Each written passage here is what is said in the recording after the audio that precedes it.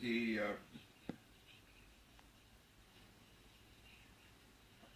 sent me the book with his signature. I got the book right here. Oh, you do? Yeah.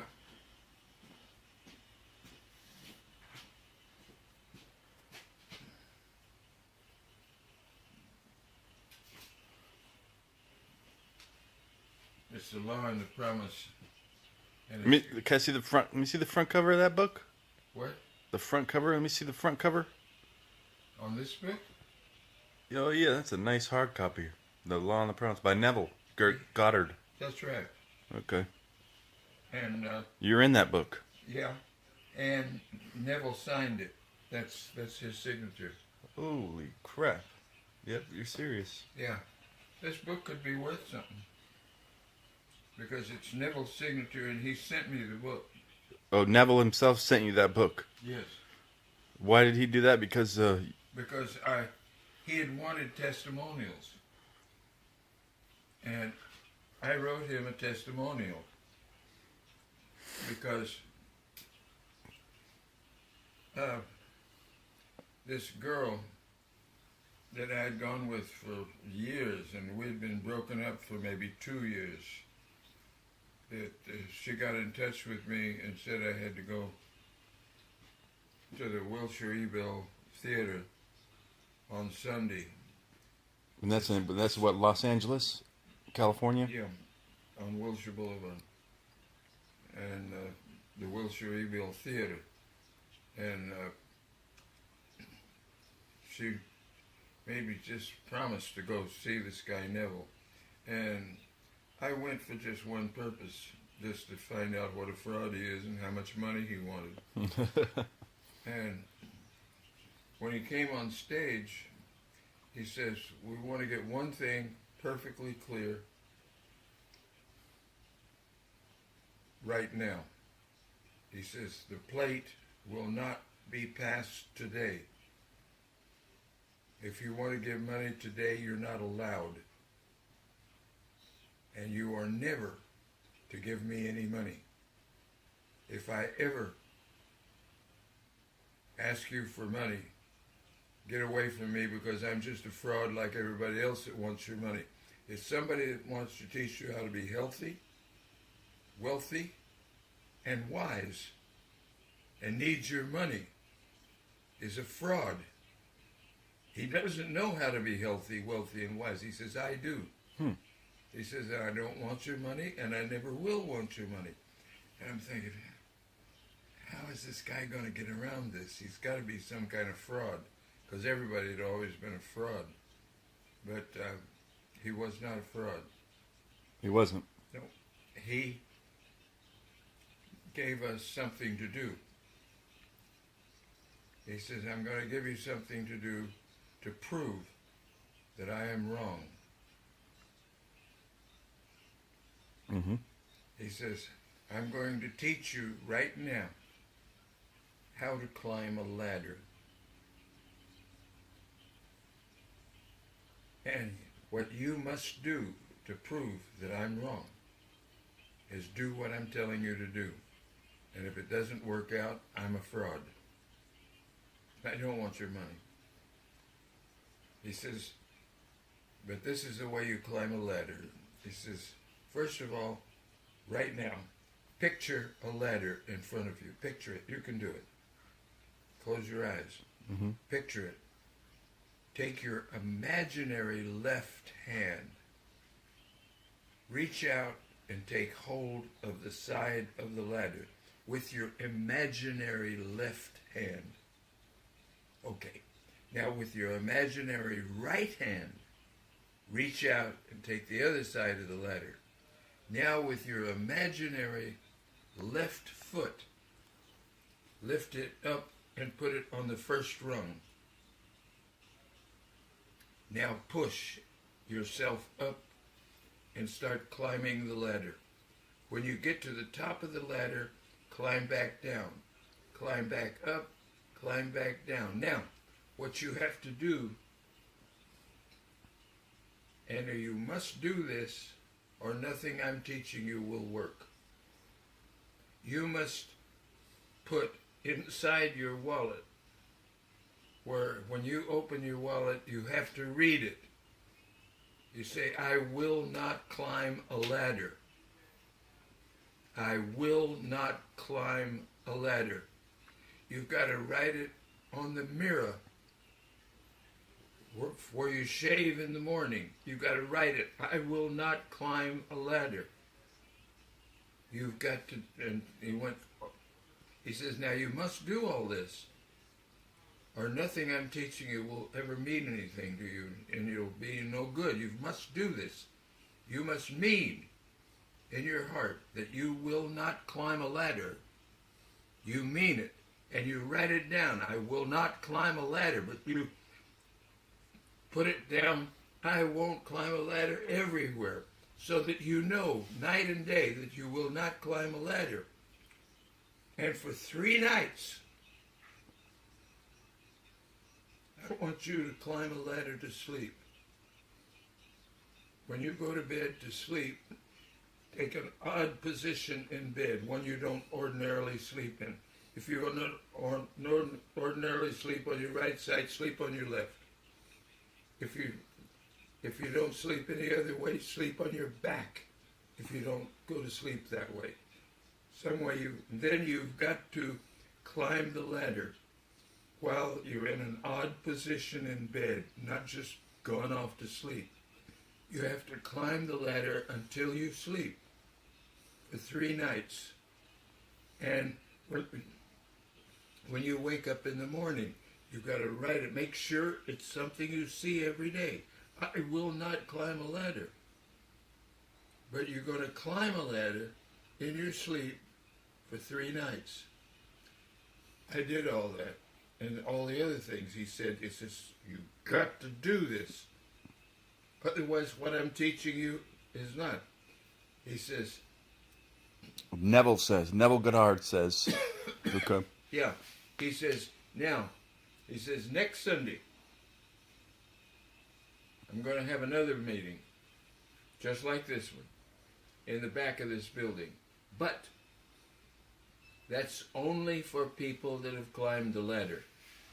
If you've climbed a ladder, come to that meeting, because you swore you wouldn't, and you did.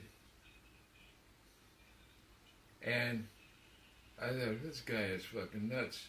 But I took his challenge, and I climbed a ladder to sleep for 3 nights. My mother called me and said she wanted me to come see her on Saturday. She had something she wanted to talk to me about. Now, I'd been sick. I had dengue fever, and I almost died with it. It came on me 3 times. And so I didn't have any money or a car or anything. And my mother wanted to see me, so I took a bus to Santa Monica. And I get off the bus, and I'm walking to the house. Mm-hmm. My father's on top of the roof. And he said to me, son, would you hand me that bucket of paint? I picked up the bucket of paint, and I almost fainted because I'm halfway up the ladder. And I had written, I won't climb a ladder on everything. It was on the wall. It was exactly like he said. You've got to put it everywhere you look. I'm not going to climb a ladder. I'm not going to climb a ladder. Oh, God, it's written there. It's written here. And you mean it. You mean you will not climb a ladder. You refuse.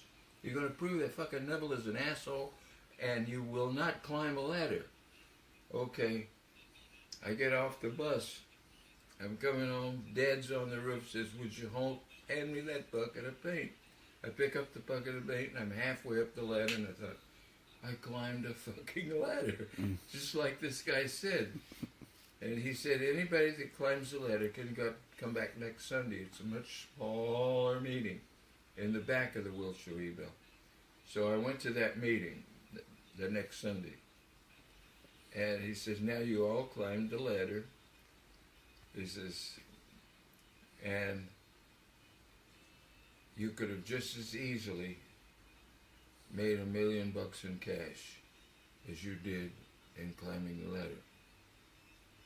I'm going to teach you how to be healthy, wealthy, and wise, and you're never to give me a dime.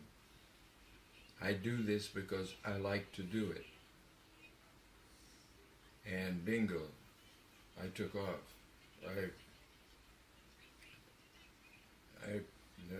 From that day forward, $25,000 was like $250,000 now. Mm-hmm. And in the next couple months, I made $25,000 just doing the exercise like he said. And I'm going to see him, with him in the meetings, and he's going over all this shit. And I wanted an Arthur Murray studio, and I'd never been able to get one. I had one in just a few weeks. Arthur Murray, what is a dance studio? Yes. I was working for Arthur Murray. Mm-hmm. Oh, okay. Dance studio. And so I did the exercise of getting my own studio, and bingo, I got it, just like that. And that's been my life ever since. You made millions. Huh? You made millions. Yeah. Multi-millionaire. I was, at one time I was about 3 million. But I had an unbelievably interesting life because I have no worries. I have nothing to worry about because I know if I get into any kind of trouble that I can imagine my way out of it, because the thing that runs your life and everybody else's life is what you're thinking when you go to sleep. That's what runs your life completely. If you take my advice, you will never go to sleep depressed. You will never go to sleep unhappy. If you're unhappy, then think about something. It's just the way he said, if you have no shoes, if you want to be happy, notice a man that has no feet. And you think, God damn, I can't even afford a pair of shoes, but look at this poor asshole.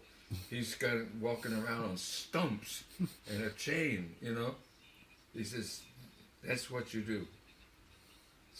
And I went to his meetings. I got my own studio right away, and then I wanted a big studio, so I got Montreal. And just everything has worked out great. Because that's, I know if... Neville Goddard he's a good man. What? Neville Goddard was a good man. Oh yeah, he wouldn't take it down. Yeah.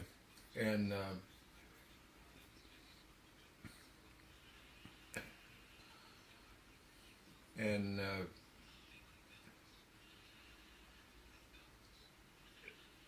the reason I don't do a lot of things is because what happens when you do something, you get what you want, but you don't get it for nothing. Say if I were to do an exercise right now that I got $3 million in cash, really worked on it, and really did it, I would get it. But I would never be able to convince you that I got it by thinking that, because you'd tell me how I really got it. I worked my fucking ass off. I was up night and day. I had these meetings, I branded, and I started talking to people. I started campaigning, I started this, and pretty soon I've got $3 million. Well, I don't want to do that. I'm just happy. I've got a room. I've got a life. Because if I do something, because you've lived that life, you lived the life for many decades. Yeah. Yeah, I had over 3 million books. And having it all, you know. Yeah. And now you're just, you know, you've done it all, had it all. Now you're just relaxing and enjoying them. It says, if the purpose of life is not to be happy, then you can stuff it up your ass. I don't want it, because I'm happy. And if I did an exercise to make $1 million, I'd make it, but I'd earn it. Very good. I'd do something to earn it. It wouldn't just fall out pop of through the the ceiling and fall in my lap. But $1 million balloon. No, there's always it works, and you've experienced it. Yes. Oh yeah. I have absolutely no doubt that I could I could get a $100 bill from somebody, and I could study it day and night. It's with me. And I would start counting them, and I'd start smelling it. I'd feel it. I'd work with it, and I'd count it. I'd count it. I'd count it, and pretty soon I could count $100,000, no problem. I'd do it every night going to sleep. In your imagination before you go to sleep, as you fall asleep. And then the money would come to me, but I would earn it. It would come to you in a natural way. Yes, it'd come through me because... But you would get it. Like I'd have an idea where I could do this, and I'd have to go to these people and teach them things and do things. I'd have to do something. Yes. So I don't do anything. I just go to sleep enjoying the room. Because you've done it, and you've done it for so many years, and it's time to relax. That's right. And because there was a time when I had to have a girl where I'm getting laid all the time. It's all there is to it. I mean, that at one time in my life, the greatest thing in the world was to get laid by a girl you've never laid before. The next greatest thing in the world was laying a girl that you haven't laid for 3 months. And I like to get laid at least 3 times a day. At least. I mean, that was... All right, we're gonna end this video for now, but we're gonna get back to it. We're gonna post some more a little bit later.